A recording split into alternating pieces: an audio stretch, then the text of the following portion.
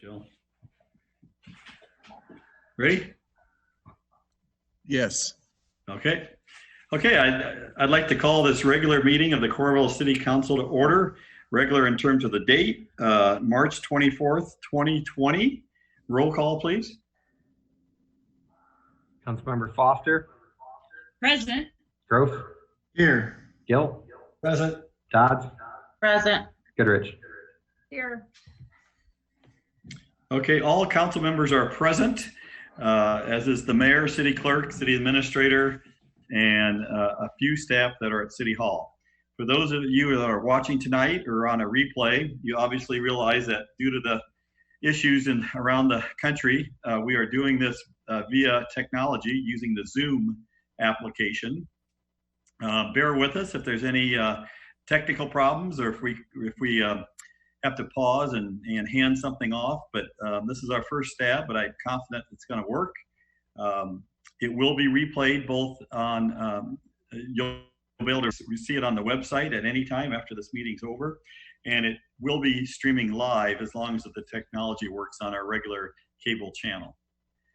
So with that, I would entertain a motion to approve the agenda. So moved. Second. Okay, moved by Gill, I believe, seconded by Goodrich. All in favor, say aye. Aye. Aye. Aye. Aye. Okay, the agenda is approved. Well, just for the benefit of the listeners, I'll let you know that there'll definitely be a discussion of the city and our preparations and reactions to the COVID-19 virus. But I think in the interest of following the agenda, I'll wait for mayor and council member and city administrator time, and that way we'll all have a chance to make our comments and statements. So I'm going to stick to the regular agenda, which item 4 is we have one proclamation this evening to proclaim April 7th, National Service Recognition Day. I'd like to read the proclamation. Whereas service to others is a hallmark of American character and central to how we meet our challenges. And whereas AmeriCorps participants address the most pressing challenges facing our cities and communities, from supporting veterans, youth, and other underserved populations by promoting and mentoring healthy lifestyles. And whereas national service expands economic opportunity by creating more sustainable, resilient communities and providing education, career skills, and leadership abilities for those who serve and the community members that they are serving. And whereas AmeriCorps participants serve in over 60,000 locations across the country, including organizations in Coralville, helping to bolster the civic, neighborhood, and faith-based organizations that are so vital to our economic and social well-being. And whereas national service participants increase the impact of organizations they serve with both through their direct service and through management of millions of additional volunteers. And whereas national service participants demonstrate commitment, dedication, and patriotism by making an intensive commitment, a commitment that remains with them in their future endeavors. And whereas the Corporation for National and Community Service shares a priority with mayors nationwide to engage citizens, improve lives, and strengthen communities, and is joining with the National League of Cities, the Cities of Service, and mayors across the country to recognize the impact of service on the Day of Recognition for National Service on April 7th, 2020.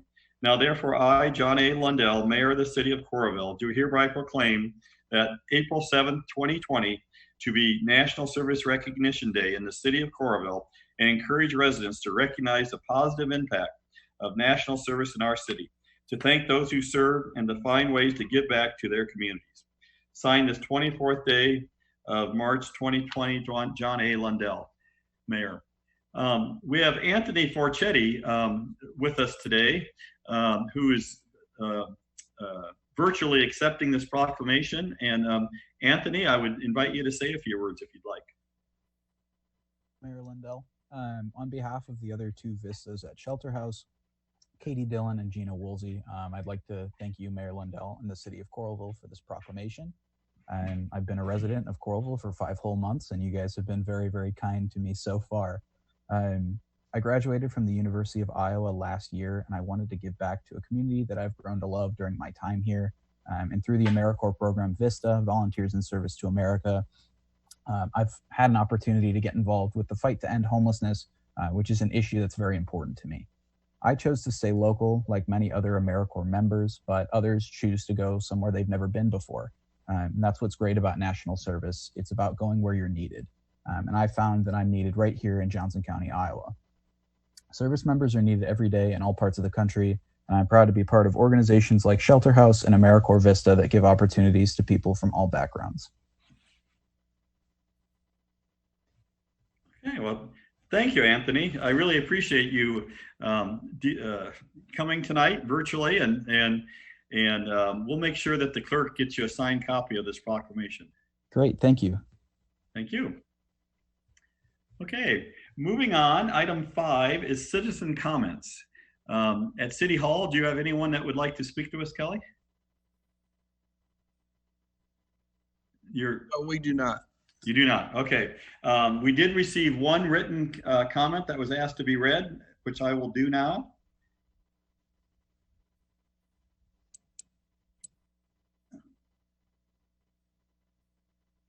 Hang on. I'm working off of 2 computers here.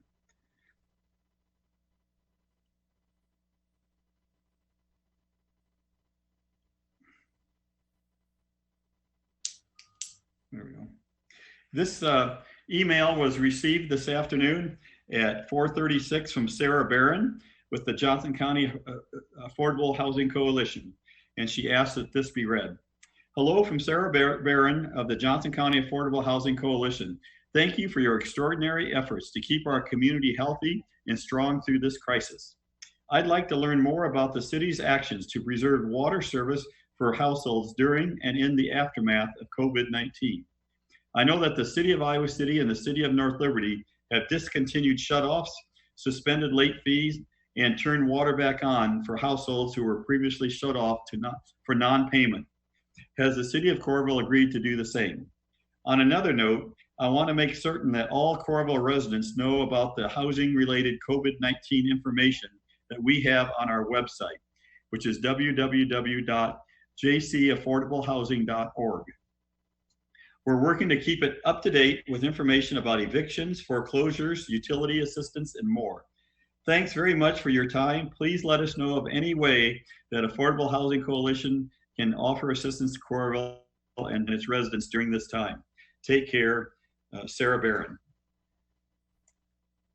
And Kelly, do you want to just briefly respond to her questions? I know we are addressing the water billing issue. Yes, there's no current fees or penalties for not paying your water bill at this time. Yeah. Okay, so similar to what Iowa City and North Liberty are doing, I'm sure. But Sarah, if you'd like to learn more, feel free to contact City Hall, and the staff will be glad to answer any more questions you have. Okay, I don't believe we.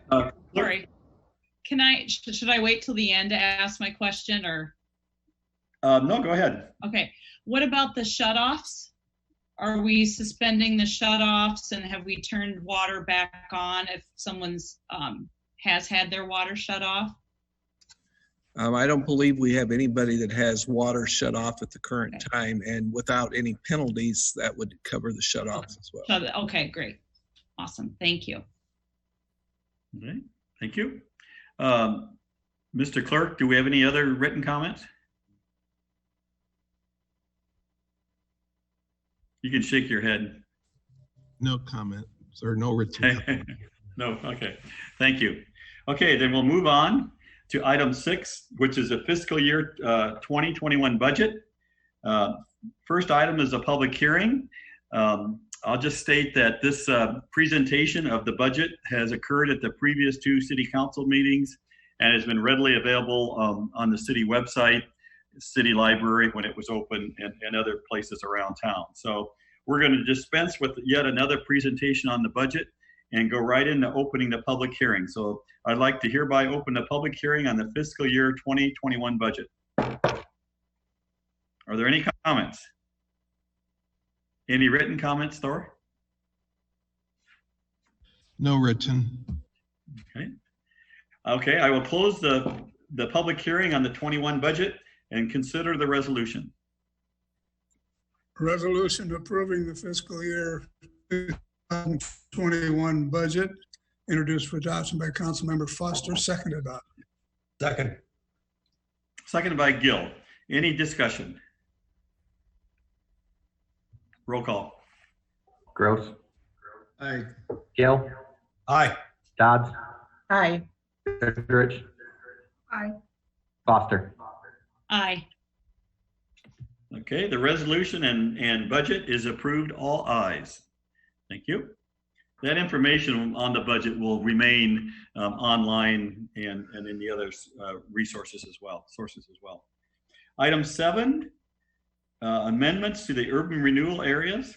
This is an amendment that will add 905 5th Street and the 5th Street and 10th Avenue roundabout project to the Coralville Urban Renewal Plan. I believe Kevin has a report on that. Yes, the 12th Avenue plan is being, if you recall, Chapter 403 requires that anytime we add property to the urban renewal area, we go through the Planning and Zoning Commission first. And if we add a project, we have to add that to the urban renewal plan. This item was on the Planning and Zoning Commission meeting in March and approved by unanimous vote. And we also held a consultation with the taxing entities on March 13th. After notice, nobody made any comments in writing or showed up for the consultation. Okay. Thank you, Kevin. Item B is a public hearing on this amendment. I'd like to open the public hearing. Are there any comments? Any written comments? No written. Okay. Hearing none and seeing none, I will close the public hearing and consider the resolution. Resolution approving an amendment to the Coralville Urban Renewal Plan and Coralville Urban Renewal Area, introduced for adoption by Councilmember Gross, seconded by. Second. Second by Dodds. Discussion? Roll call. Gill. Aye. Dodds. Aye. Goodrich. Aye. Foster. Aye. Gross. Aye. Resolutions passed, all ayes. Item D, E and F are a similar one, the amendment that will add right-of-way and projects for extensions of Red Hawk and University Parkway to the 12th Avenue Urban Renewal Plan. Kevin, is anything more you want to add to this one? Nope, Plan and Zoning approved this unanimously and we had nobody show up at the consultation either. Okay, thank you. Open the public hearing on this proposed amended and restated renewal plan for 12th Avenue. Any verbal or written comments? No written. Close the public hearing and consider the resolution. Resolution approving amendment to the 12th Avenue Urban Renewal Plan and the 12th Avenue Urban Renewal Area, introduced for adoption by Councilmember Gill, seconded by. Second. Seconded by Foster. Discussion? Roll call. Dodds. Aye. Goodrich. Aye. Foster. Aye. Gross. Aye. Gill. Aye. Okay, the resolution passes 4 ayes, 1 nay. Item 8 is bonds, public hearings. This first public hearing is financing is a road use tax revenue bond issue to finance a portion of the street projects on East 2nd Avenue and East 9th Street. The security for the issue will be the state road use tax revenues. The intended repayment source is the Mall and Highway 6 TIF revenues. I'll open the public hearing. Any verbal or written comments? No one's present. No written comments. Okay. I will close the public hearing then. And Kelly, will we go ahead and take action on the resolution? Yes. Okay, then I'd entertain the resolution.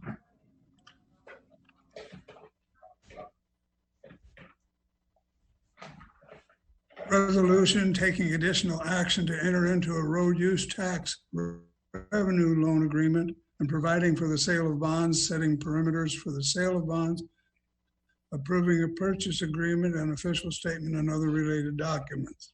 Introduced for adoption by Councilmember Dodds, seconded by. Second. Seconded by Gross. Discussion? Hey, I have one quick question. Oh, sorry, Kelly. Go ahead. I would just point out that this is for the East 2nd Avenue and East 9th Street projects. During the current times that we're in, it is very difficult in regards to bond sales and that whole market. Tim Oswald, our financial consultant, is exploring all of the different options, and you'll have further action that would come following this at the next council meeting. Mitch, do you have a question? Well, my question, I'll let Kevin or you rule on this. On the last ordinance, did we have a 4-1 vote? I didn't hear a nay vote, but I thought you said 4. I thought you said nay, Mitch, actually. No, I said aye. Okay, so it was you. Okay, thank you for pointing that out because it surprised me. Okay, the previous resolution was approved all ayes. Thank you for that clarification. Yep. Sorry. Oh, I just the audio, is such that I could have swore you said nay, and I thought it really surprised me. Anyhow, roll call. Goodrich, Aye. Foster, Gross, Aye. Gill, Aye. Dodds, Aye. Okay, I think I heard 5 ayes there. Resolution approved all ayes. Okay, moving on to items E and F. Similarly, it's for a financing issue to pay the costs related to the project on 12th Avenue. In addition to refinancing a prior bond issue, and the repayment source is the 12th Avenue TIF revenue. I'll open the public hearing. Mr. Clerk, any verbal or written comments? No public or written comments. Okay. Close the public hearing then and consider the resolution. Resolution taking additional action to enter into a loan agreement and providing for the sale of bonds, setting perimeters for the sale of bonds, approving purchase agreements, official statements, and other related documents. Introduced for adoption by Councilmember Goodrich, seconded by. Second. Seconded by Foster. Any discussion? Roll call. Gross, Gross, Tanya. Aye. Gill, Aye. Dodds, Aye. Goodrich, Aye. Foster, Aye. Okay. We'll start using sign language. Resolutions approved all ayes.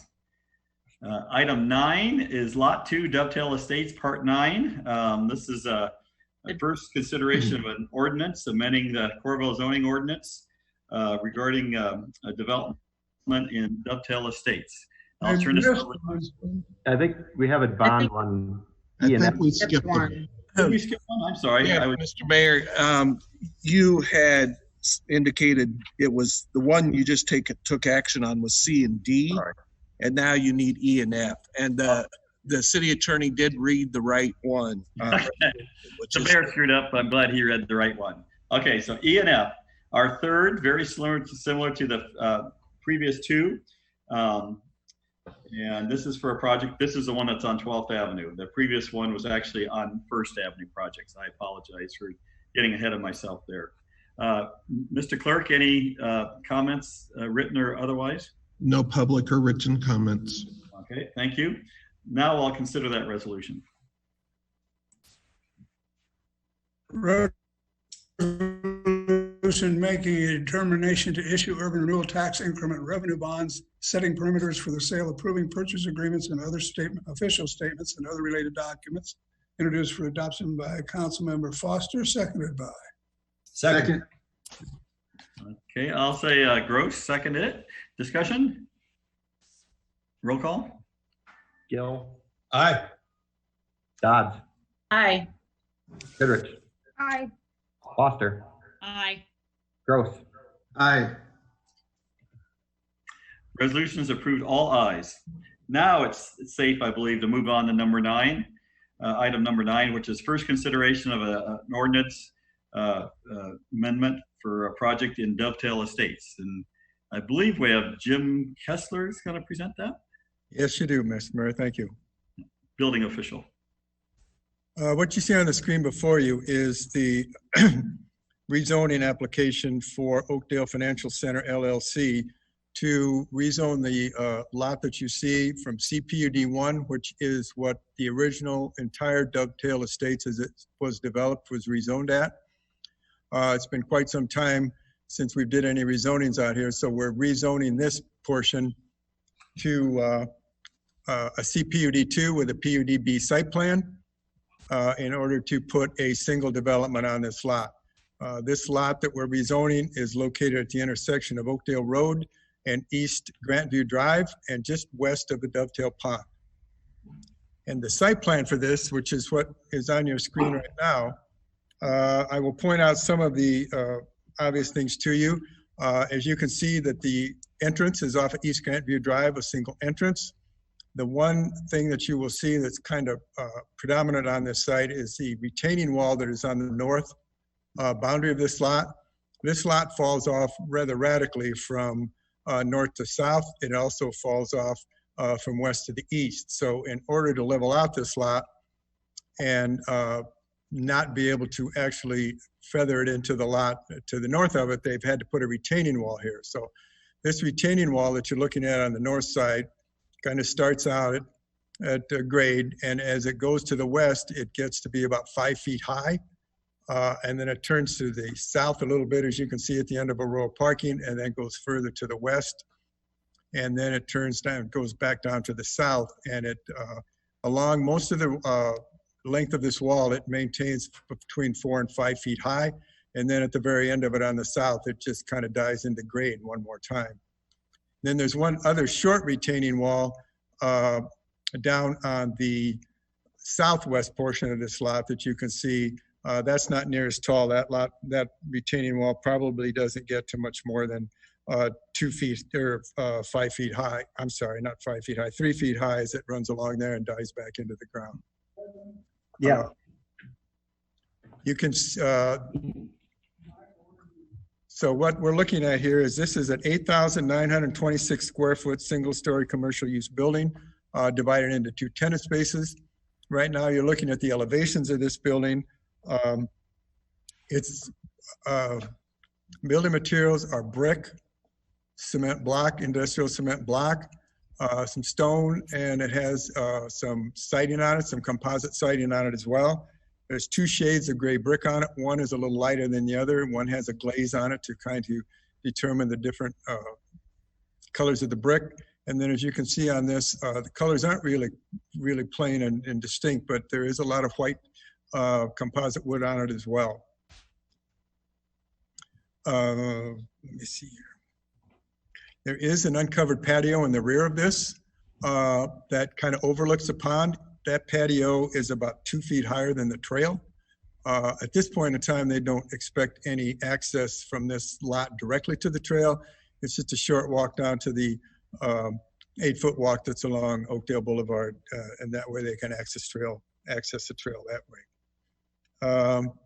The landscaping, as you can see on the landscaping exhibit, is fairly intense on this problem. They've done I think they've done a very good job of doing the landscaping.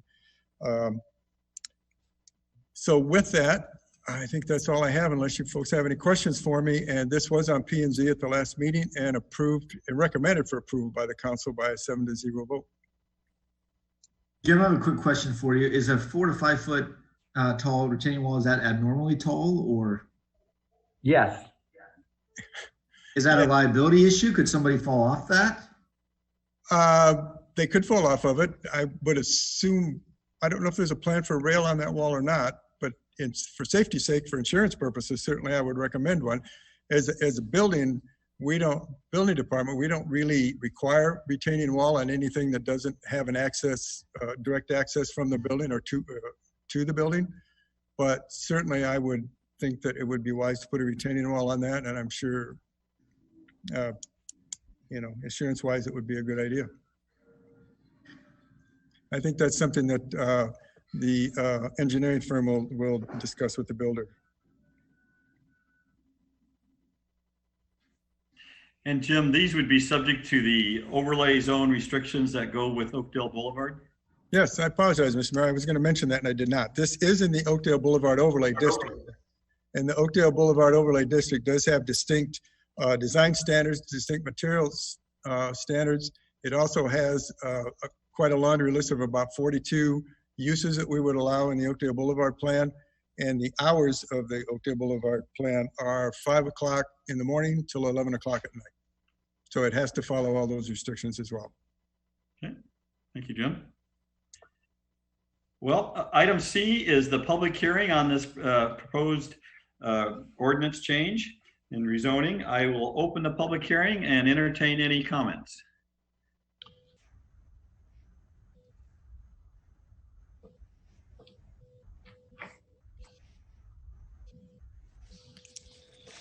Hi, John Marner with MMS Consultants. I'll address a few of the comments that Jim spoke to and some of the council members' questions.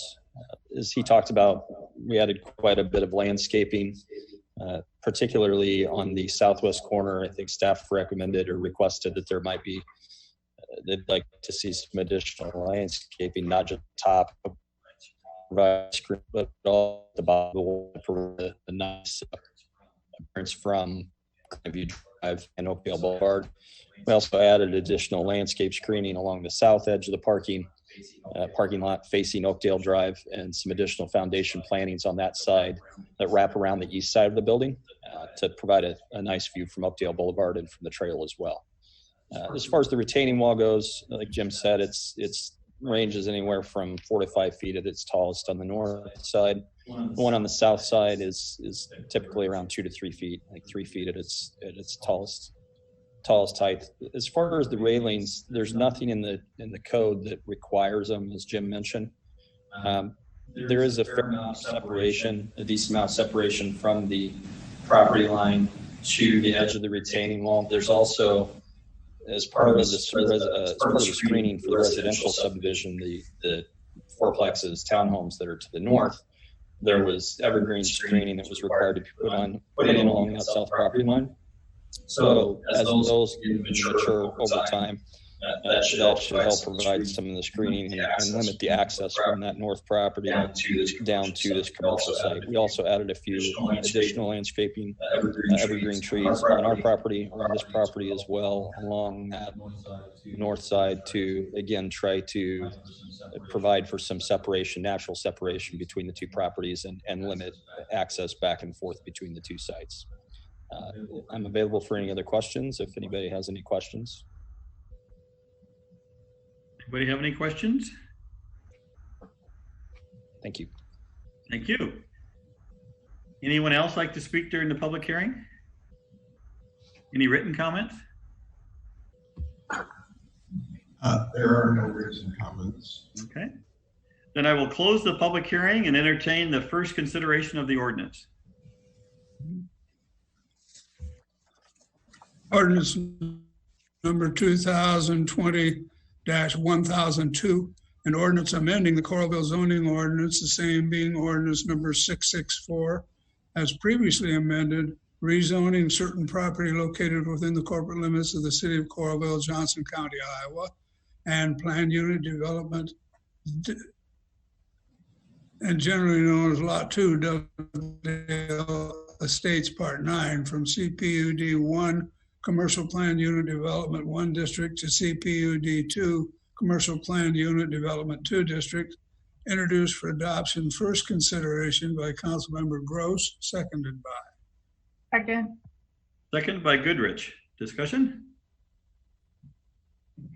Roll call? Dodd. Aye. Goodrich. Aye.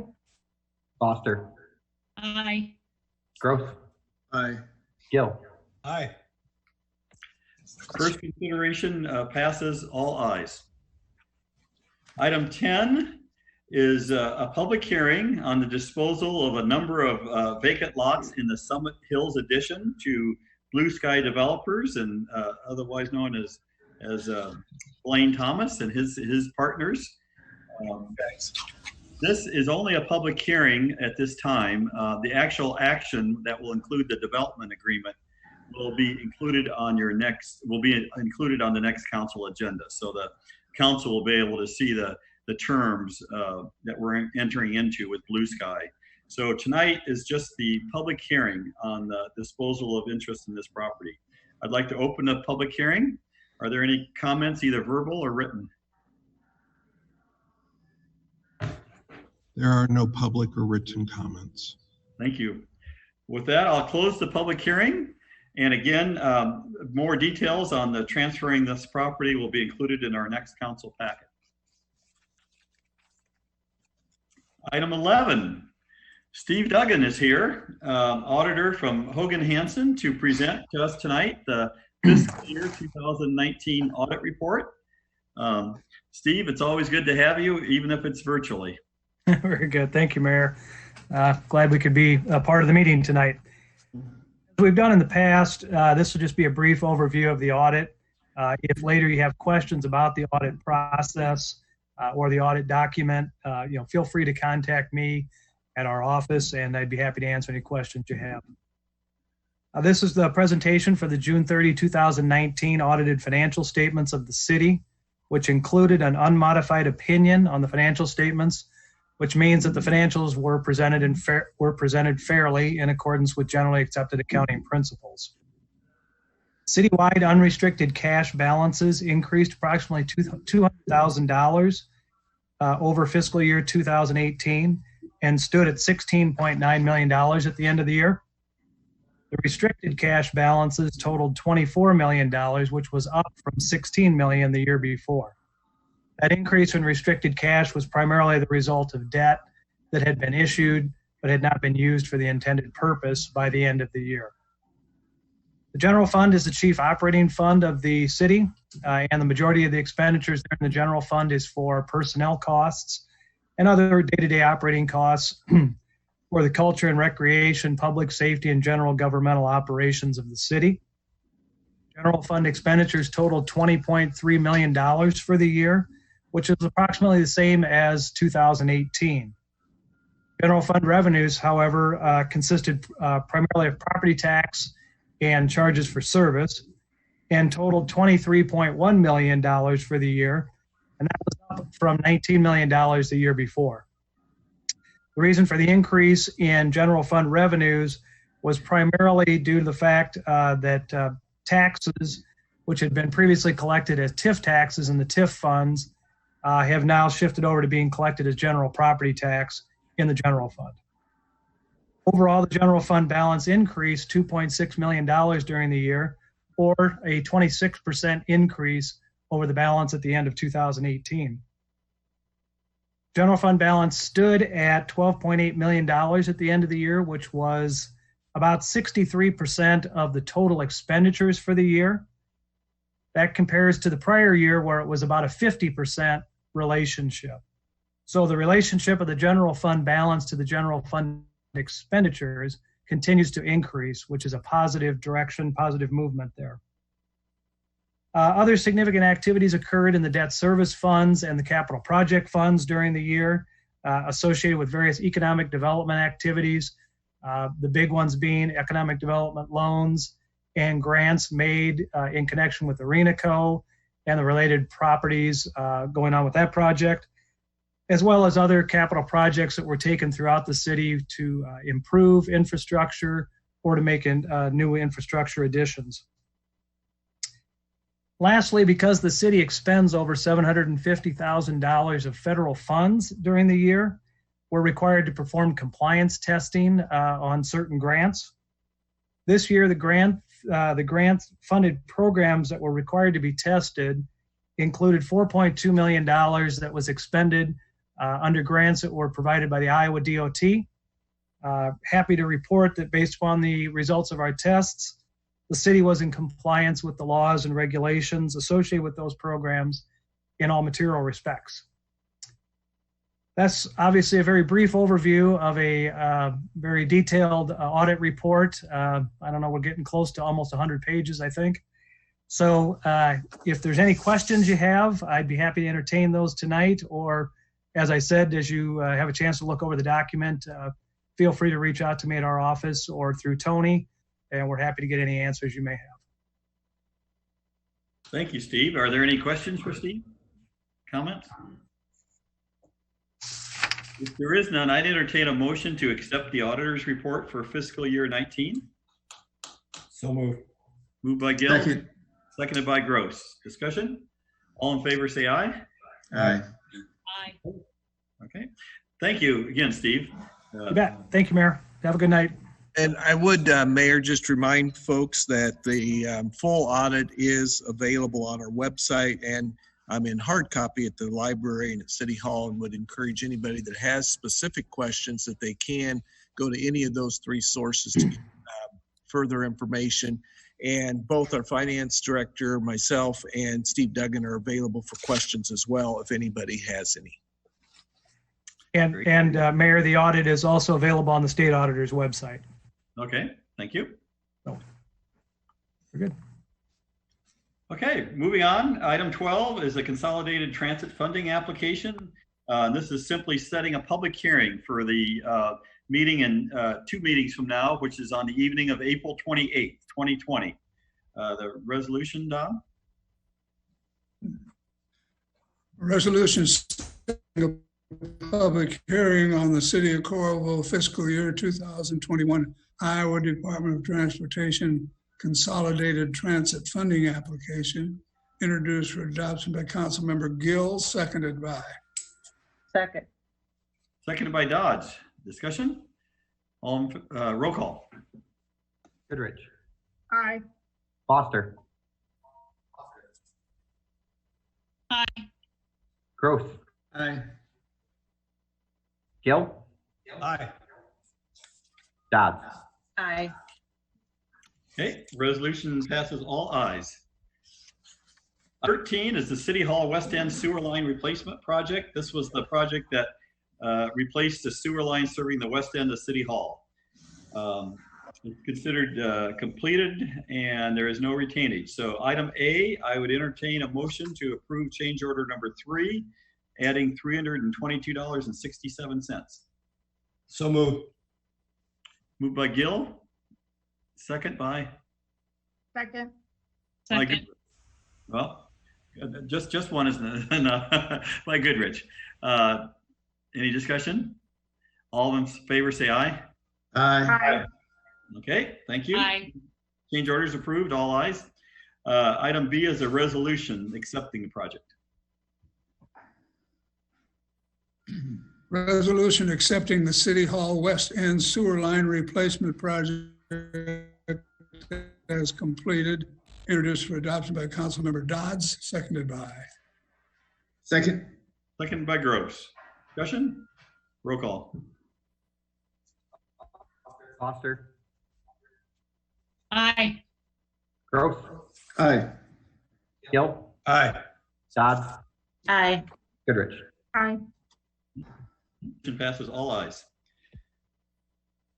Item number 14 is the Ewalt parking lot project. And I believe our Kelly's going to give us a quotation report. Yes, Mayor, thank you. We had 10 bids for this particular project, received ranging from $28,294.50 up to a high of $42,850. After looking at the bids and checking all qualifications, the low bid is recommended to Fieldman Concrete at the $28,294.50. Thank you, Kelly. The resolution? Resolution accepting quotation and awarding contract for the Ewalt parking lot project, introduced by Councilmember Goodrich, seconded by. Second. Seconded by Dodds. Discussion? Roll call. Gross. Aye. Gill. Aye. Dodds. Aye. Goodrich.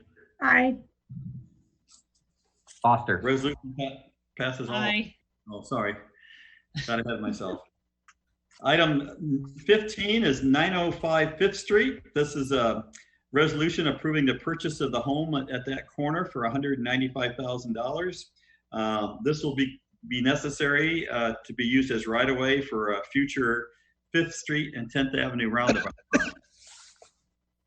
Don?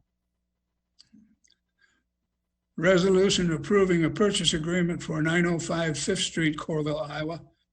Introduced for adoption by Councilmember Foster, seconded by. Second. Seconded by Goodrich. Discussion? Yes, Mayor. This property, as you said, is for the future roundabout. We'll need right-of-way in that particular area. The house was for sale, and that's why it's coming forward at this time.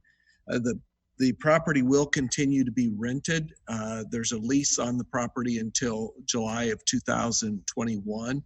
And it's our hope that once we get the project designed and completed, which will be several years off, that then the lot and the house could be resold at that time.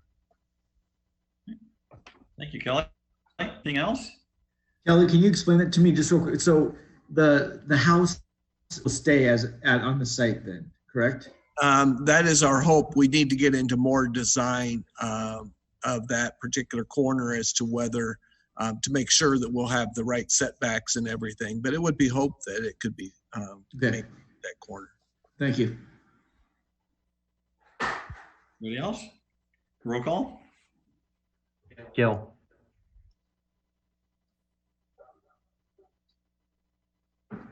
Gill. Aye. Dodds. Aye. Goodrich. Aye. Foster. Aye. Gross.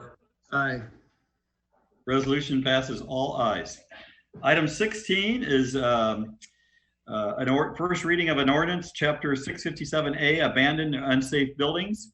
The 2019 Iowa legislature passed a law requiring the city to codify this language addressing abandoned and unsafe buildings in cities. Don? Ordinance number 2020-1003, an ordinance regarding the applicability of Chapter 657A1 through 657A10 of the Code of Iowa, introduced for adoption, first consideration by Councilmember Gross, seconded by. Second. Seconded by Goodrich. Any discussion? Roll call. Dodds. Aye. Goodrich. Aye. Foster. Aye. Gross. Aye. Gill. Aye. Resolution passes all ayes. Item 17 is renewal of our property, liability, and auto insurance policies. Item A, Don, is with the Community Assurance Pool, ICAP. Oh, shit. Resolution approving the Iowa Communities Assurance Pool, ICAP, as the city's insurance carrier, introduced for adoption by Councilmember Gill, seconded by. Second. Seconded by Goodrich. Discussion? Yes, I would just point out that you had a memo in your packet in regards to the coverage from Mike Funky, our Human Resource and Risk Manager. The rates came in very close to what they were currently. Actually, they are down $4,000 per our expiring premium. The bulk of the savings came in our general liability area.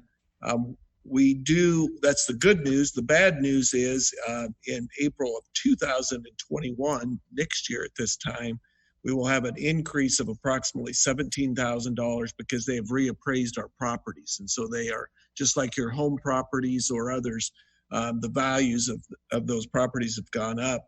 And so we will face an increase at that time. We did, despite having the lower premium for this year, the ICAP did lower their overall membership distribution redemption credit.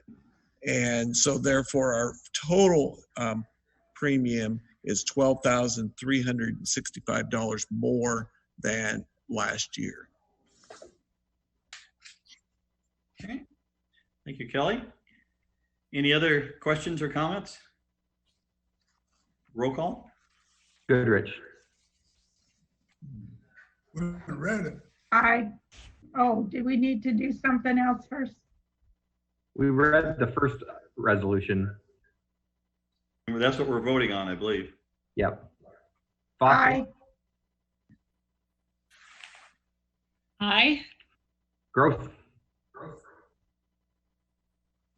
Aye. Gill. Aye. Dodds. Aye.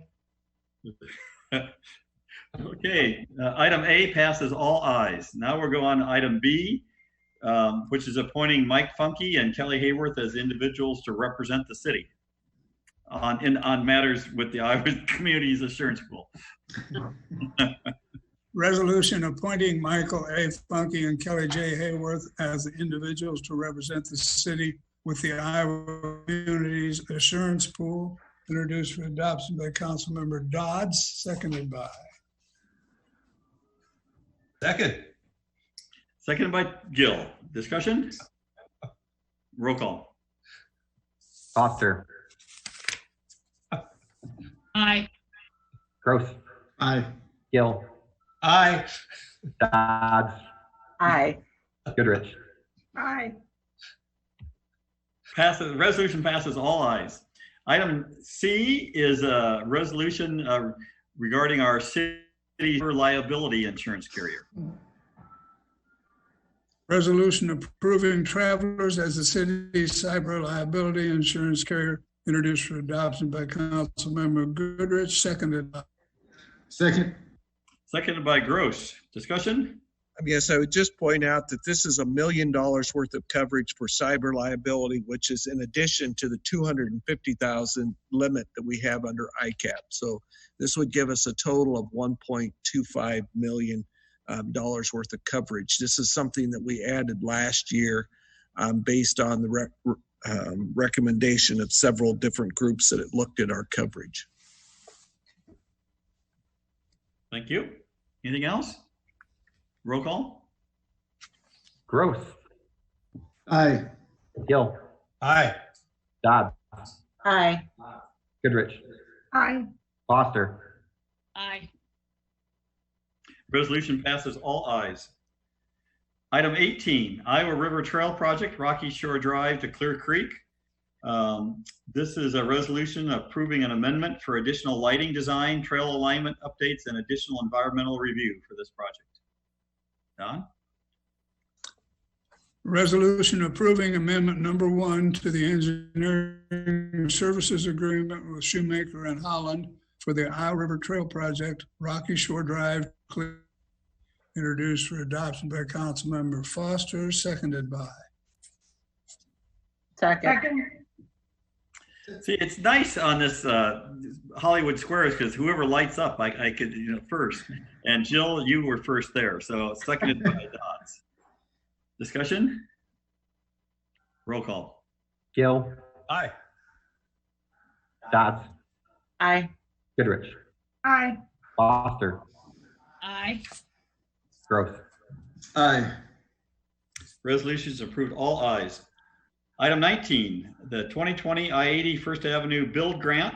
This is a resolution approving engineering assistance from HR Green to assist in preparation of our build grant application that would be used for funding to replace the First Avenue Interstate 80 interchange.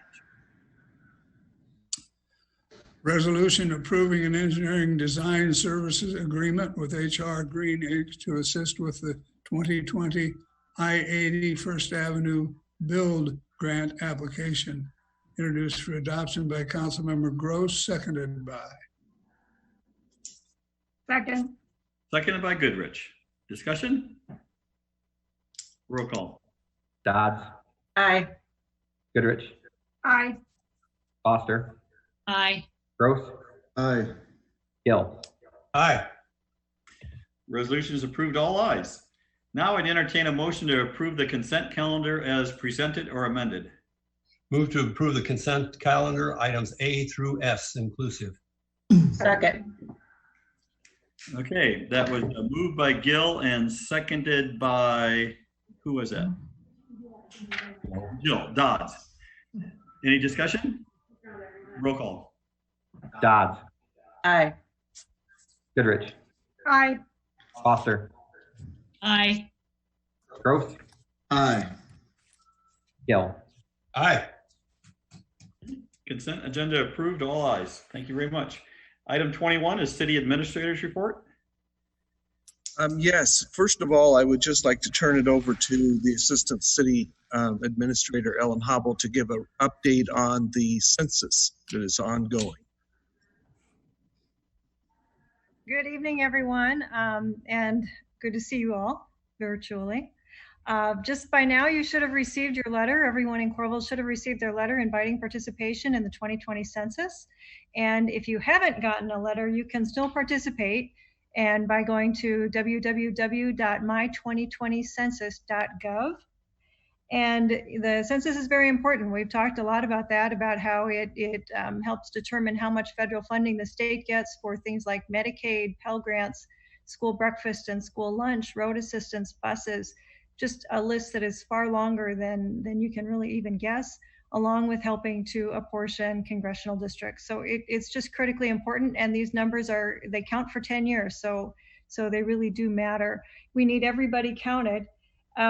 And you can also follow along with how we're doing on the response rates in Johnson County and Coralville or Iowa as a whole. And you can do that by going to www.coralville.org/census. And there's towards the bottom of that page, there's a heading called response rates, and you can click on that and it'll take you to the map that shows you how we're doing. I can tell you right now that Iowa is in third place as a state, with about 29.5% response based on that initial letter. And that puts us third behind Nebraska and Wisconsin. And I sure hope that we can move up in that. In 2010, we finished third, but we would love to get to first or second. So I hope everybody will go ahead and complete the census. Thank you. I actually have a question about college students. Yeah. So I just wanted to make sure this was accurate and correct, and also to make sure that folks who are watching at home were aware. Students that are reside away from home should be counted in the place where they live, correct? So if they live in a dorm, they should be counted there, or should they be counted in their permanent address? That's a very good question, and it's very important, and there's a couple different answers there. So if they live in a dorm, if they live in housing that is owned by the university, typically they would have been counted by the university already. That count happens a little bit earlier, and they should have been counted prior to if the university has, for instance, sent them home. And so they should have been counted by the university previously. They have a whole separate group living quarters count, and that should have been completed in late February or early March. Now, if you're a student who lives off campus, you should still be counted where you normally would be living on April 1st. I know this year isn't quite what we would consider normal. So some students who live off campus may have gone back to live with their parents, but the census guidance is saying count where you would have normally been counted on April 1st. You may have gone back to live with your parents, but if you normally would have been living near your university or college on April 1st, you should be counted at that address. So Ellen, just so I'm clear, so you're saying the University of Iowa had already completed its count before they sent kids home? That should have been completed. That the group living quarters counts happen early because they know about spring break, they know about all those other things going on, and they get in direct contact. The census gets in direct contact with the university for the residence halls. Okay, and then there was an extension, right, because of the COVID-19 stuff? A lot of things, yeah, it's getting extended. The census workers won't be going directly to homes as early as they had initially planned. Initially, they were going to start doing that. I think it started about May 1st. So they've put that off a little bit. Everybody's encouraged. You can apply online, or not apply, but fill out your survey online or over the phone, or you will eventually get a paper copy. So there's no need for somebody to come to your house. If you can just go ahead and fill it out online, And again, if you don't have, if you didn't get the letter for some reason, if you just go to my2020census.gov, you can fill it out that way. Needless to say, it's very important to do this. You know, everybody's sitting around at home, so they might as well get it done. This affects us for 10 years. So this is an important item to look into and fill out. That's right. Thank you, Tom. Mm-hmm. I agree. I just filled it out, and you receive, you can print off the receipt that you've done it. So you won't have to worry, did I do that or not? You have a receipt and verifies that you did your report. It doesn't take long and it's very easy. So I'd encourage everyone to do it today, do it tomorrow, get it done. Thanks. Thank you. Okay, in regards to other items, a couple of things before I talk a little bit about the COVID virus. I'd just like to first thank John Hines from Coral Vision. He has worked really diligently on putting this meeting together without a lot of time. And obviously not ideal, but I think he's done a great job of trying to get us up to speed. And then he's helping us in many other ways with other meetings as well. And we'll also be doing P&C this way as well. So just thank John for his work. But also just point out that this was Jim Kessler's last meeting. We actually talked about this back in December, I believe, that was his last meeting because he had we had a retirement reception for Jim back, and then Jim was very gracious and came back and helped us for the last couple of months, 3 months actually, and really appreciate that. And so he'll be leaving on March 31st will be his last day here at the city, and just thank him for all of the work that he has put into this. Let's give him a clap.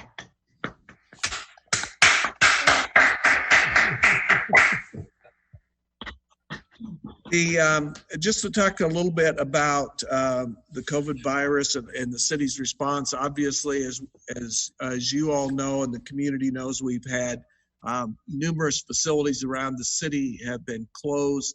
They're still in operation. The building has just been closed to provide safety for both the patrons and for our own city staff. And so I would like to thank all of those different departments that have been working really, really hard on keeping the operations moving forward despite the conditions that they're operating on. You know, places like, for example, the Coralville Library had hundreds of books go out on that first Monday and continued the second day. I believe they had over 180 transactions that continued on the next day, even after they were closed. And so they've got a whole system in place, and would encourage people out there that if they have needs, that they contact the library and they can make sure that they get what they need from that, as well as all of the electronic media. And then the reference library, librarians are available also to answer any questions or give people help. So encourage them. The Coralville the Coralville Recreation Center set up a daycare or summer camp, spring camp program relatively quickly for our essential employees, so that they would be able to have care for their children while they continue to do the operations that they seen. And they got that up and running in a couple of days. And that started on Monday. And I can tell you that the children that are going there are having a great time. And they've got a very safe system put in place for those children that are using that operation. Just a side note, that not a service that we're providing, but the daycare or the spring camp program that's at the rec center is taking advantage of the lunches at the Northwest Junior High, is the location in Coralville where you can get lunch for students from the school system. And I got a note the very first day that the lunch was really good and that the kids were surprised at how great it was. So just thank the school district for providing that service, and the people that are using it do appreciate that. We've been working with our staff on a team approach to providing services in the community that will allow them to remain safe, but yet continue to, the essential services around the community. And those will be implemented this week. Each of our departments have designed their own specific plan based on the instructions that we've given, and then they submit that plan to me and for final approval. It includes such things as in the water department, they have assigned 2 teams, and one team will be off, will be working out of their homes, and the other team will be working at the water plant. And then they will switch on a regular rotation.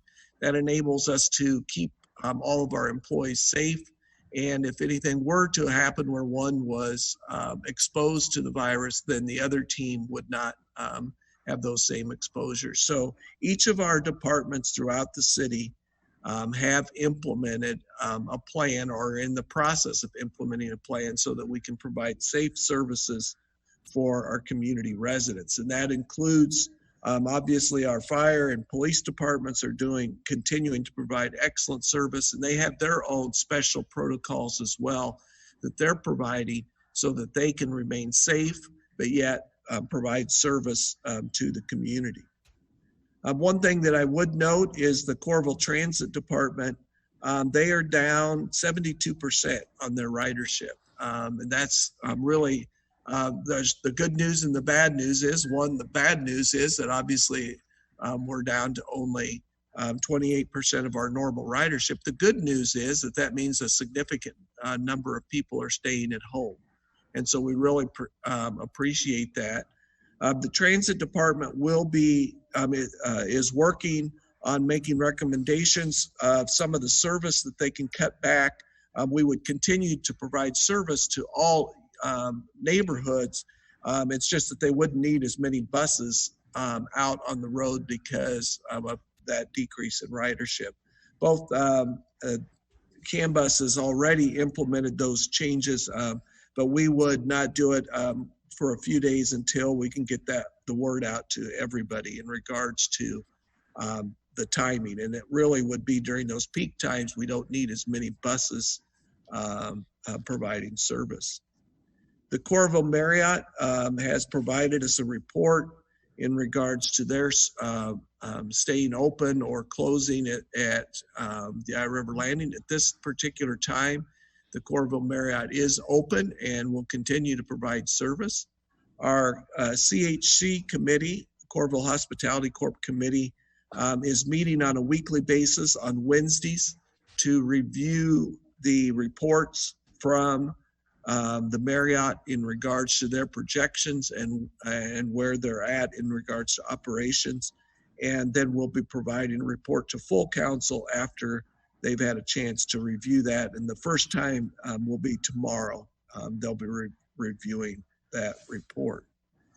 I'm going to just leave it at that because I'm sure all of you have comments or questions. And just obviously during this terrible time in our country and in our community, appreciate all of the work that our employees and all of you are putting in to this to continue our operations and provide service to Coralville residents. Thank you, Kelly. Thank you very much for that. Next item is mayor's report, and I'll just continue on with the virus discussion.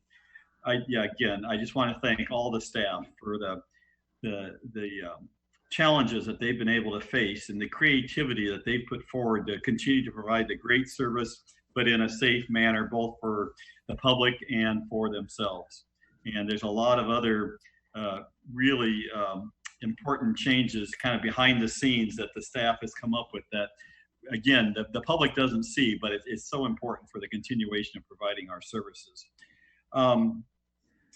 I also wanted to say that there's also a great amount of information exchange going on that the staff participates on a daily basis. Nationally and statewide, there's associations such as the National League of Cities, this Iowa League of Cities that provide and share information about what other communities are doing to address the crisis, and sharing best practices there. Of course, each of the departments, whether it's the police department, fire, water, they belong to their own associations. And again, it's really good for them to share information and learn by what other similar operations are doing to best address the virus issues. Also, locally, there's a daily phone call that goes on in the afternoon where all the leadership of the various many agencies, healthcare, public health, public safety, social services, on and on and on, participate on a phone call on a daily basis, Monday through Friday in the afternoons, to update each other on what's happening specifically locally. So there's just a great deal of information to stay on top of, and we're trying to respond as quick as we can. And I'm very proud of what we've been able to accomplish in addressing this virus. The last thing I want to mention, virus related, is the issue of a stay-at-home order or stay-in-place order. In the news every day, nationally, state, and local. And there's definitely some different opinions on whether that's a proper direction to go to basically do a municipal, state, or federal order to require people to stay in their homes unless it's absolutely essential that they leave. The governor, we're following the governor's guidance, and she said again today that there does not at this time warrant such an order to take place in our state. Kelly and I and the mayors and city administrators from North Liberty and Iowa City met on Saturday afternoon with local healthcare leadership, Mercy Hospital, University Healthcare, and Public Health, and they were quite adamant and unanimous that this is not the time for them to have a stay-in-place order issued, especially at the local or county level, but even at the state level. It's a very complex issue, and the impacts on the operations of the hospital would be great. And the message it sends to the public might have unintended consequences that would end up hurting their efforts to address the virus. So it's an issue that we'll stay on top of, but at this point, it's not warranted in the opinion of the local and the state experts that have expertise on this. Only other thing I'll mention is I'm very proud that there's a blood shortage that has been mentioned in the news, and blood drive is organized for tomorrow by the Gowan Blood Center. It's going to occur it's all from 2 to 6 p.m. and all the time slots are already filled. So we don't even have to ask more people to come into our blood drive because there's such a good response that all the slots have been filled. Of course, they're following all the precautions about distancing appropriately and so forth, and protective supplies. But I was just proud that we were able to fill all the slots for blood donations, and it's just setting a good example. With that, I will turn it over to City Attorney's report.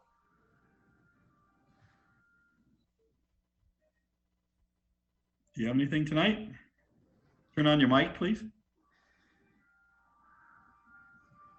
I thought I had it on, but anyway, with Jill and Megan's blessings, I would like to remind everyone that during these difficult times, a lot of people have it more difficult than some of the rest of us. And please keep in mind the Coralville Community Food Pantry. Take the time to assist them and help out there. That's all I have, Kevin. Okay, nothing from Kevin. Don, I hope that your voice sounds the way it does because of the computer and not a virus that you might have. So, wishing you the very best. Okay, committee and council members report. I'll just take it in the order of the Hollywood squares and left to right. And Lori, you're first up. Unmute yourself. Hard to remember that. Yeah. My love and prayers to everyone's families, and just appreciate so much all the work that our city is doing. Mayor Lundell and Administrator Kelly Hayworth and Ellen Hobble and the whole staff and the way that you've coordinated and cooperated. Thank you to our legal, Don Deal and Kevin Olson and Thor Johnson, everyone that's been involved in this last couple weeks, and it continues on. Every day is different and changing, and I trust that we will all do our part, and just look forward to the future. Thanks. Thank you, Lori. Jill? I think thanks to everyone. I mean, it's a different world that we're living in right now. I'm just seeing a message on my phone that one of my granddaughters wants to video chat because we won't be seeing them for a while. Same with my parents, you know, because they're in their 80s and we need to keep everybody safe. So even if it's tempting to go out, I just want to remind everybody, just make believe that you are infected, and so that you could spread that to everyone else so that we can really get the curve down on this disease. Wash your hands, be safe. Thank you. Wise words. Thank you, Jill. Tom? I'd like to echo that. Thank you to the staff. Thank you to the council. And I'm really proud of Coralville because they're so level-headed. You know, wash your hands, stay at home, and look towards the future. And I'd like to comment about the future. I think Iowa City is pleased to announce that the 2021 Iowa High School Girls State Wrestling Championship, presented by the Iowa Wrestling Officials and Coaches Association, will take place at the Extreme Arena and Greece State Family Fieldhouse, set to open this fall. The 2021 High School Girls State Wrestling Championship, presented by the Iowa Wrestling Officials and Coaches Association, will take place January 22nd and 23rd of 2021 and will be hosted by Waverly Shell Rock High School, Iowa City West High School, and Iowa City High School. And stay safe, everyone, and we'll see you in 2 weeks. Mm-hmm. Thank you, Tom. Megan?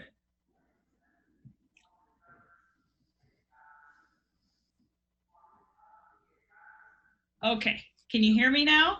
We can. Okay, well, I just, you know, want to echo the same thanks that everyone else has mentioned for our city staff who are working so hard. You know, it's a scary time. I know a lot of people are feeling anxious, and it's really hard to find the right things to say at a time like this. But I have faith in our amazing community. You know, Coralville, obviously, I love with all my heart, and I'm super proud of the way our staff has come together to problem solve during this time, and our friends and neighbors in all of Johnson County. I really appreciate all of the work that you've done. And I'm just grateful to be a part of this wonderful community as we work through this challenging time. I also have an update from John Bowler at the food pantry. He wanted me to share some information with all of you about the pantry operations. The pantry is currently offering drive-through, walk-up, and delivery service only. Pre-packaged bags are available with the choice of additional fresh food items and personal care items. The hours remain the same at the pantry, but only staff and volunteers are allowed in the building.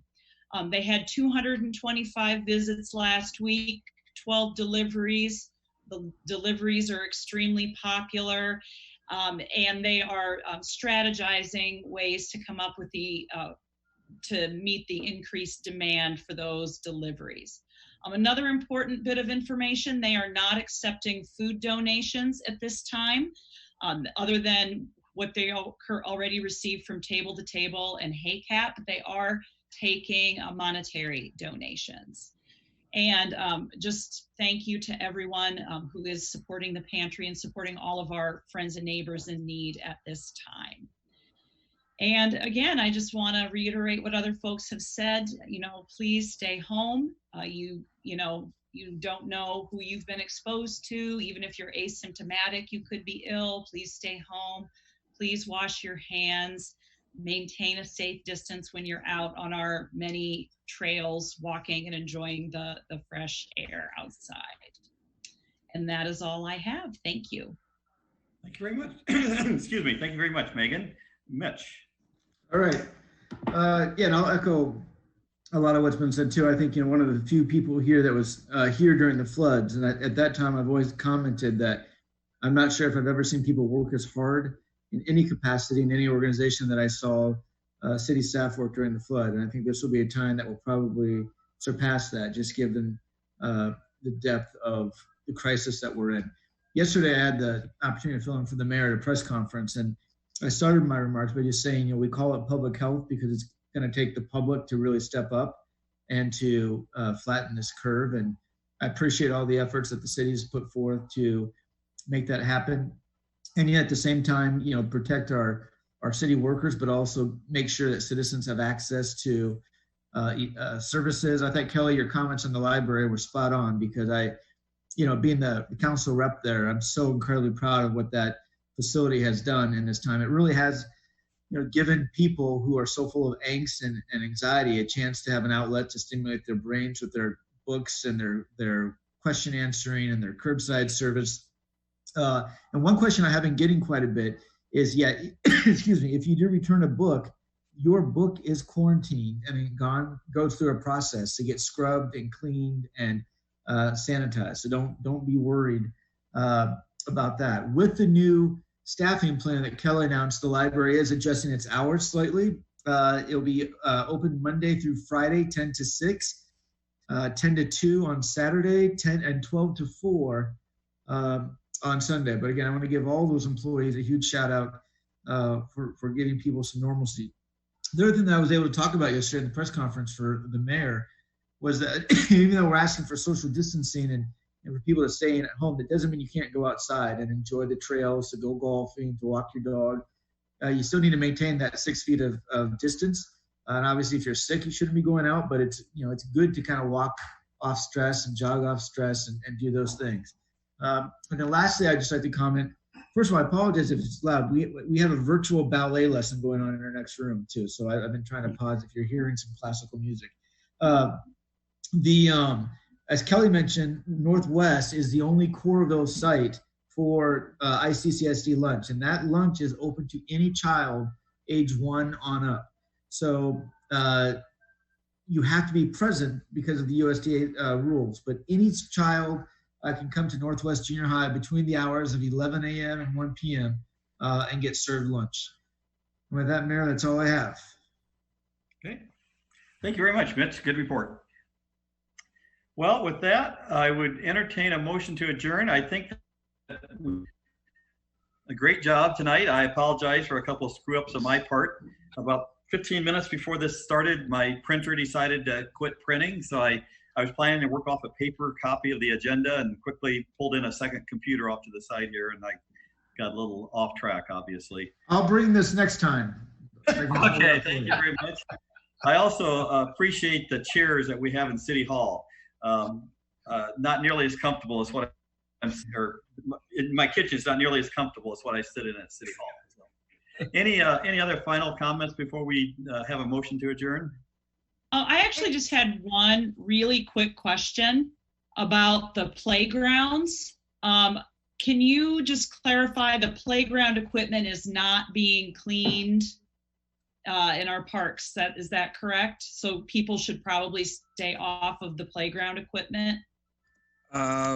Correct. It is not being cleaned. There's different guidance in regards that we've seen from folks statewide and federally in regards to what you should and shouldn't do with those. So I would encourage you not to use them, but leave it to your own discretion.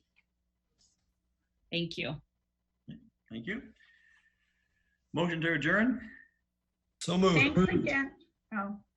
Thanks again, Tony, for doing the budget. Yes, thank you, Tony. Yeah. Okay, moved by Gill, seconded by? Second. By Goodrich to adjourn. All in favor, say aye. Aye. Aye. Okay, we're adjourned. Thank you very much. You.